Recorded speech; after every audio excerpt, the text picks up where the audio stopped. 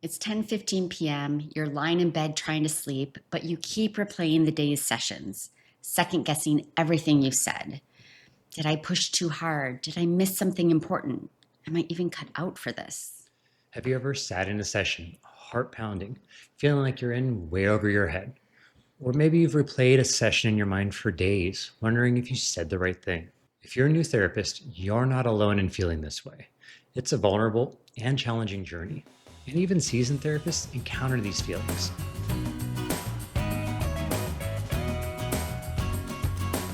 Hi, friends. Welcome back. And if you're new here, welcome to our community.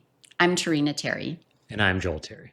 We're licensed therapists with 30 years of combined experience supervising and mentoring new clinicians, here to help you build healthy relationships with your clients and yourself. Today, we're talking directly to those of you just starting out in the field. We're here to share some common mistakes new therapists make, and more importantly, how to avoid them. Remember, these mistakes aren't signs of incompetence, they're natural parts of professional development. According to research from the American Psychological Association, over 80% of new therapists report significant anxiety about their clinical skills in their first year of practice. We were all new once, and learning's part of the process. So let's dive in. It's easy to get caught up in our clients' stories. You're empathetic, you want to help, and sometimes you see a bit of yourself in their struggles. That's natural, but it's essential to recognize when you're over-identifying. This phenomenon, known as countertransference, can significantly impact your effectiveness as a therapist. For example, a client describes a painful breakup that mirrors your own experience. Suddenly, you're spending extra time on their case, thinking about them between sessions and saying things like, I know exactly how you feel. This can blur professional boundaries, leading to emotional burnout and compromise objectivity. Research shows that unaddressed countertransference is associated with poor clinical outcomes and increases therapist stress. To avoid this, practice self-reflection. In session, try this grounding technique when you notice yourself getting too emotionally involved.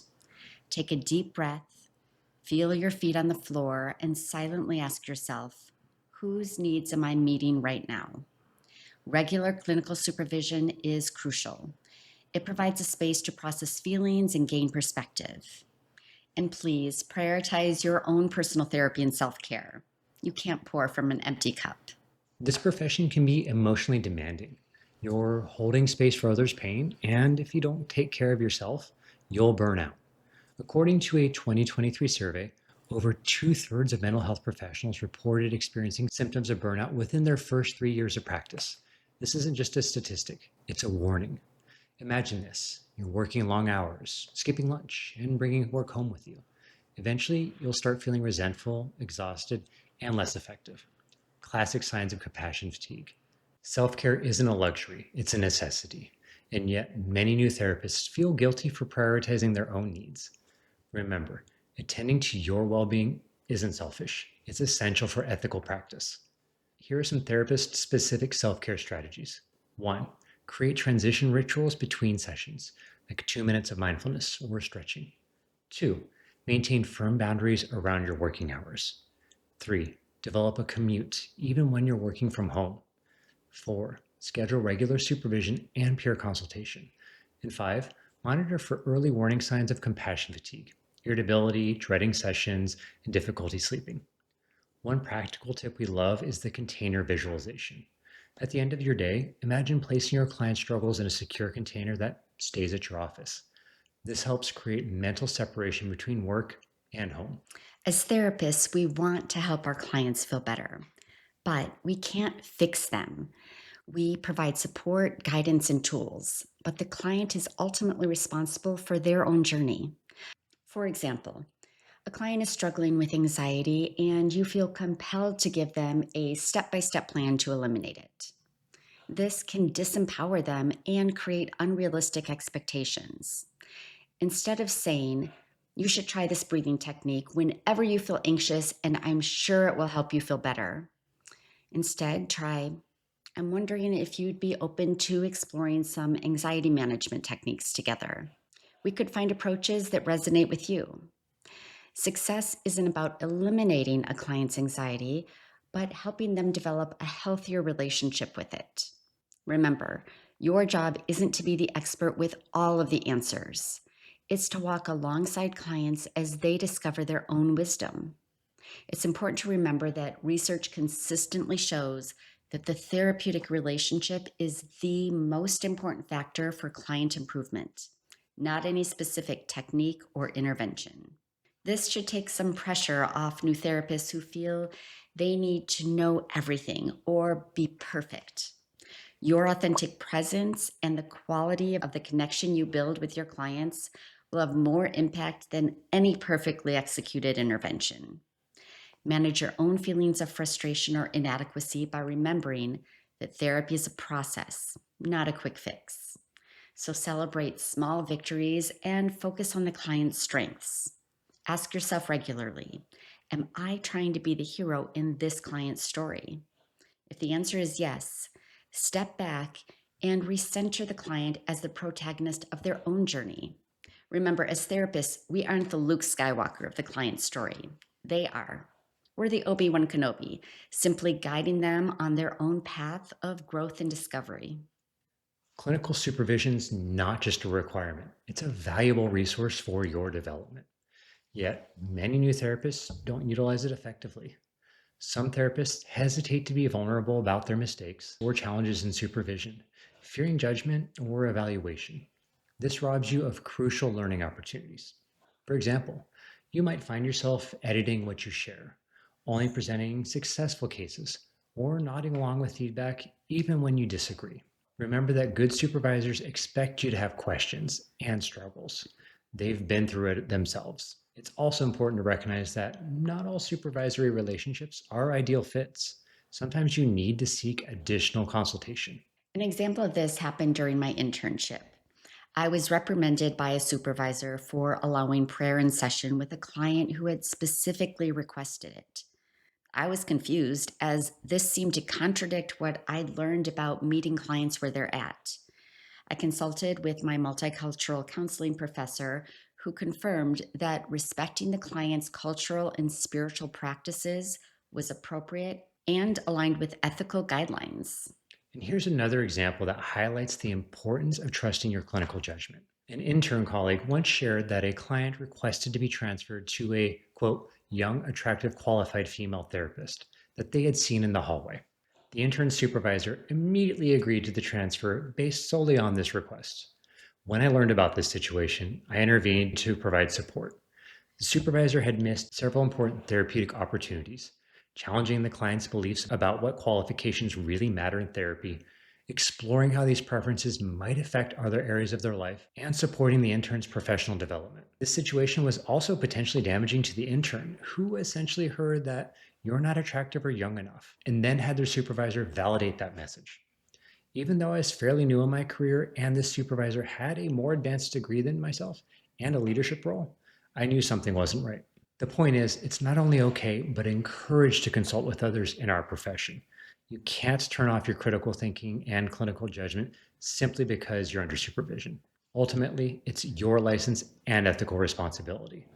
Understanding your licensing board's rules and regulations, and seek mentorship beyond your assigned supervisor if needed. New therapists often try to emulate their supervisors, professors, or therapists they admire, rather than developing their authentic therapeutic voice. I remember early on trying to mirror the exact phrasing I'd hear from my professors and supervisors when using interventions, and it falling completely flat because it wasn't authentic to me. One way I've come to view therapeutic interventions is like our handwriting. We all learn the same way of creating our letters, but somehow we all write so differently. It's our own unique handwriting. Likewise, we all go to school and have trainings and learn therapeutic techniques such as the well known and highly evidence based approach of cognitive behavioral therapy, or CBT. Yet, we each have our own ways of doing this work with our clients. Each therapist brings unique strengths, perspectives, and natural tendencies to their work. Your authenticity is one of your greatest therapeutic assets. So instead of asking, what would my supervisor do?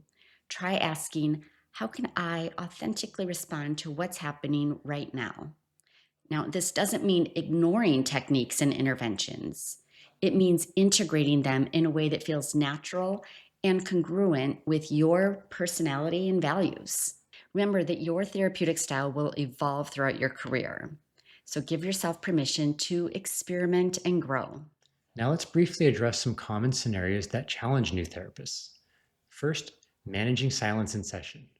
Many new therapists rush to fill the silence out of their own discomfort. Remember that therapeutic silence gives clients space to process.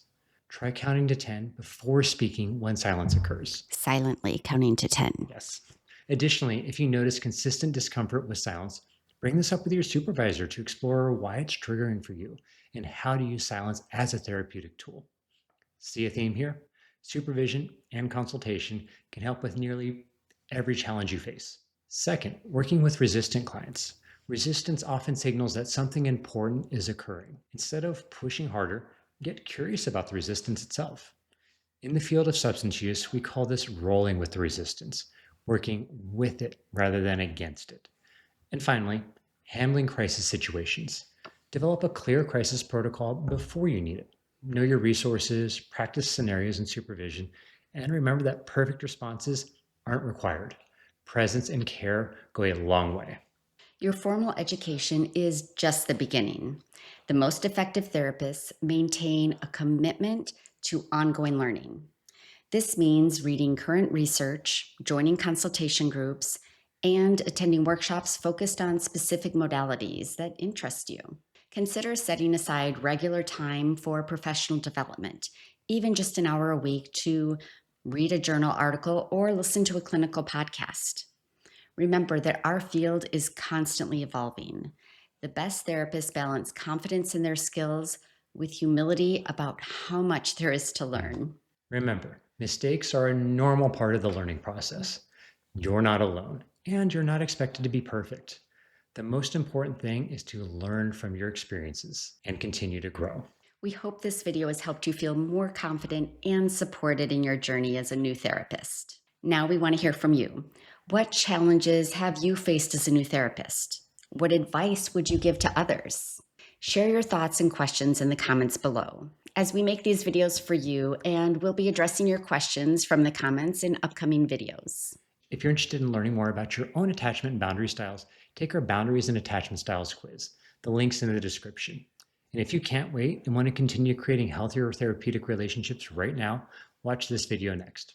Don't forget to like, subscribe, and take care of your heart. And remember, you're not alone. We're all in this together.